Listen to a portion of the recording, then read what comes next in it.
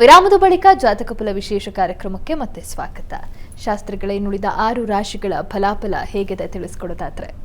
ತುಲಾ ರಾಶಿಯವರಿಗೆ ದಿವಸ ವೃತ್ತಿಯಲ್ಲಿ ವಿಶೇಷವಾದ ಅನುಕೂಲ ಇದೆ, ದೈವಾನುಕೂಲ ಚೆನ್ನಾಗಿದೆ. ನೀವು ಸ್ವಲ್ಪ ಕೆಲಸ ಮಾಡ್ತಾ ಇದ್ದೀರಾ ಅಂದರೆ ಅದಕ್ಕೆ ದೈವವೂ ಸಪೋರ್ಟ್ ಮಾಡಿಬಿಟ್ಟು ಸ್ವಲ್ಪ ಹೆಚ್ಚಿನ ಫಲ ಬರ್ತಕ್ಕಂಥ ಸಾಧ್ಯತೆ ತುಂಬ ಚೆನ್ನಾಗಿದೆ. ಜೊತೆಗೆ ಈ ದಿವಸ ತೊಡಕು ಇದೆ. ಒಂದು ಗುರುತರವಾದ ಜವಾಬ್ದಾರಿ ಕೊಟ್ಟಿದ್ದರೆ ಅದನ್ನು ನಿಭಾಯಿಸಕ್ಕಾಗದೆ ಸೋತು ಬಿಡ್ತೀರಾ. ಜವಾಬ್ದಾರಿಯಿಂದ ನುಣಿಸಿಕೊಳ್ಳುವ ಅಥವಾ ಸೋಲುವ ಸಾಧ್ಯತೆ ಎರಡೂ ಇದೆ.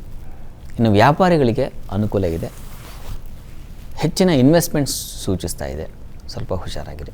ವ್ಯಯಾಧಿಪತಿ ವ್ಯಾಪಾರ ಸ್ಥಾನದಲ್ಲಿದ್ದಾನೆ, ಹೀಗಾಗಿ ಸಂಗಾತಿಯಲ್ಲಿ ಸ್ವಲ್ಪ ಸಣ್ಣ ಪುಟ್ಟ ಮನಸ್ತಾಪಗಳು ಬರುತ್ತೆ. ಇದೆಲ್ಲದರ ಗೊಂದಲ ನಿವಾರಣೆಗೆ, ತೊಡಕಿನ ನಿವಾರಣೆಗೆ ನೀವು ಲಲಿತಾ ಸಹಸ್ರನಾಮ ಹೇಳ್ಕೊಳ್ಳಿ. ಇನ್ನು ವೃಶ್ಚಿಕ ರಾಶಿಯವರಿಗೆ ದಿವಸ ನೋಡಿ, ವೃತ್ತಿಯಲ್ಲಿ ತುಂಬ ಅನುಕೂಲ ಇದೆ, ಕಷ್ಟವಾದದ್ದನ್ನು ಸುಲಭ ಮಾಡ್ಕೊಳ್ತೀರಾ, ಅಂಥದ್ದೊಂದು ಶಕ್ತಿ ಇದೆ. ಆದರೆ ಆರೋಗ್ಯ ಕ್ಷೀಣವಾಗಿದೆ.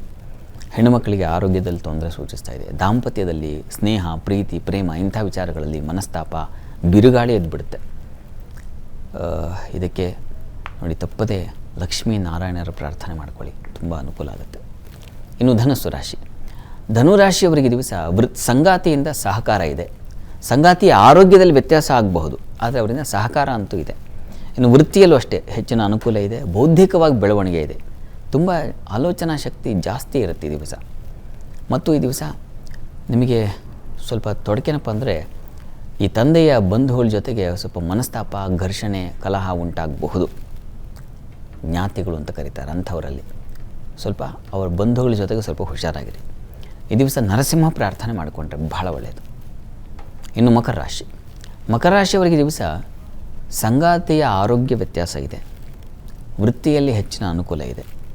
ಈ ದಿವಸ ಮಕ್ಕಳಿಂದಾಗಿ ಸ್ವಲ್ಪ ಮಕ್ಕಳ ಜವಾಬ್ದಾರಿ ವಿಚಾರದಲ್ಲಿ ಹೆಚ್ಚಿನ ತಲೆ ಕೆಡಿಸ್ಕೊಳ್ತೀರ. ಅಂದರೆ ಮಕ್ಕಳ ಸಲುವಾಗಿ ವಿಪರೀತವಾದ ಆಲೋಚನೆ ಬರುತ್ತೆ ಈ ದಿವಸ, ತುಂಬ ಆಲೋಚನೆ. ಇನ್ನು ಜೊತೆಗೆ ಈ ದಿವಸ ನಿಮ್ಮ ರಾಶಿಯಿಂದ ಚಂದ್ರ ಷಷ್ಠದಲ್ಲಿದ್ದಾಗ ಸ್ತ್ರೀಯರಿಗೆ ಸಾಲ ಬಾಧೆ ಉಂಟಾಗುತ್ತೆ, ಹುಷಾರು. ಹೀಗಾಗಿ ಪ್ರಾರ್ಥನೆಗೆ ಈ ದಿವಸ ಏನಪ್ಪ ಮಾಡೋದು ಅಂದರೆ, ಅಮ್ಮನವರ ಸನ್ನಿಧಾನಕ್ಕೆ ಸ್ವಲ್ಪ ಅಕ್ಕಿ ದಾನ ಮಾಡೋದು, ಅಥವಾ ನಿಮ್ಮ ಮನೆಯಲ್ಲೇ ಬೆಳ್ಳಿ ದೀಪ ಇದ್ದರೆ ಅದರಲ್ಲಿ ದೀಪ ಹಚ್ಚಿ, ತುಂಬ ಅನುಕೂಲ ಆಗುತ್ತೆ. ಕುಂಭರಾಶಿಯವರಿಗೆ ದಿವಸ ನೋಡಿ, ನಿಮ್ಮ ರಾಶಿಯಿಂದ ಪಂಚಮ ಸ್ಥಾನದಲ್ಲಿ ಚಂದ್ರ ಇದ್ದಾನೆ, ತುಂಬ ಒಳ್ಳೆಯದು. ಬುದ್ಧಿ ಬಲವಾಗುತ್ತೆ, ಮಕ್ಕಳ ವಿಚಾರದಲ್ಲಿ ಸಮಾಧಾನ ಇರುತ್ತೆ, ಮಾನಸಿಕವಾಗಿ ಬಲ ಬರುತ್ತೆ ಅಂತ ಅರ್ಥ. ಈ ದಿವಸ ಪ್ರಯಾಣದಲ್ಲಿ ಸ್ವಲ್ಪ ಸಣ್ಣ ಪುಟ್ಟ ತೊಡಕು ಸೂಚಿಸ್ತಾ ಇದೆ, ಸ್ವಲ್ಪ ಹುಷಾರಾಗಿರಿ. ಇನ್ನು ಮಾತು ಸ್ವಲ್ಪ ಕಠಿಣವಾಗಿರುತ್ತೆ. ರಾಹು ಕುಜ ಇಬ್ಬರು ಸೇರಿದರೆ ಈ ಹಲ್ಲು ಮತ್ತು ನಾಲಿಗೆ ಇವುಗಳ ಬಾಧೆ ಉಂಟಾಗೋ ಸಾಧ್ಯತೆ ಇರುತ್ತೆ. ನಾಲಿಗೆ ಕಚ್ಕೊಂಡ್ಬಿಡೋದು, ಈ ಥರದ್ದೆಲ್ಲ ಸ್ವಲ್ಪ ಹುಷಾರಾಗಿ ಊಟ ಮಾಡಿ.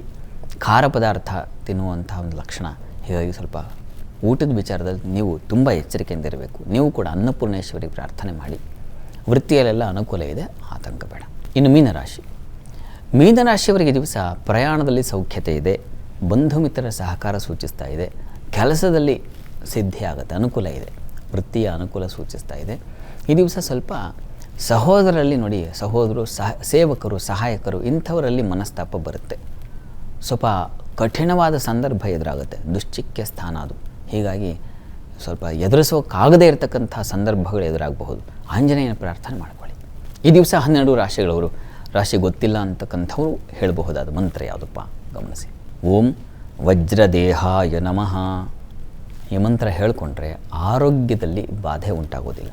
ಇಂದಿನ ಸಂಚಿಕೆಯಲ್ಲಿ ಶಾಸ್ತ್ರಿಗಳೇ ಈ ದಿನದ ಪಂಚಾಂಗದ ವಿಶೇಷತೆ, 12 ರಾಶಿಗಳ ಫಲಾಫಲ, ಹಾಗೆ ವೀಕ್ಷಕರು ಕಳಿಸಿರುವಂತಹ ಸಂದೇಶಗಳಿಗೆ ಉತ್ತರವನ್ನು ತಿಳಿಸ್ಕೊಟ್ರಿ. ಧನ್ಯವಾದಗಳು ಶಾಸ್ತ್ರಿಗಳೇ. ಸರ್ವೇ ಜನಾಃ ಸುಖಿನೋ ಭವಂತು, ಸಮಸ್ತ ಸನ್ಮಂಗಳಾನಿ ಭವಂತು. ಎಲ್ಲರಿಗೂ ಶುಭವಾಗಿ. ನೋಡಿದ್ರಲ್ಲ ವೀಕ್ಷಕರೇ, ಇದು ಇವತ್ತಿನ ಜಾತಕ ಫಲ ವಿಶೇಷ ಕಾರ್ಯಕ್ರಮ. ನೇರ, ದಿಟ್ಟ, ನಿರಂತರ ಸುದ್ದಿಗಾಗಿ ನೋಡ್ತಾ ಇರಿ ಏಷ್ಯಾನೆಟ್ ಸುವರ್ಣ ನ್ಯೂಸ್.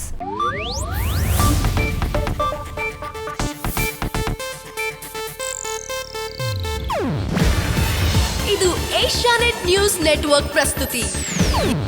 ನೀವು ನೋಡ್ತಿದ್ದೀರಾ ಏಷ್ಯಾನೆಟ್ ಸುವರ್ಣ ನ್ಯೂಸ್.